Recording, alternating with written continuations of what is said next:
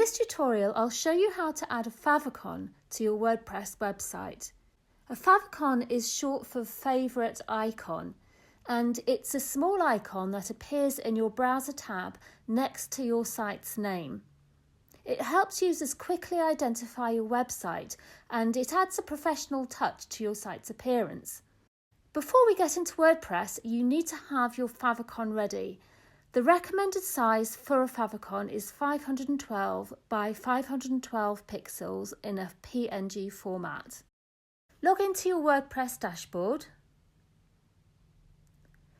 In the left-hand menu, go to Settings and click on General.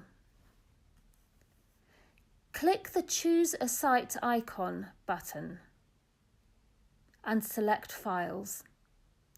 Upload your 512 by 512 pixels image. Once you've uploaded your favicon, click the Set as Site icon button to save your changes. If you need to adjust the image, use the handles at the corners and sides of your image to crop as required.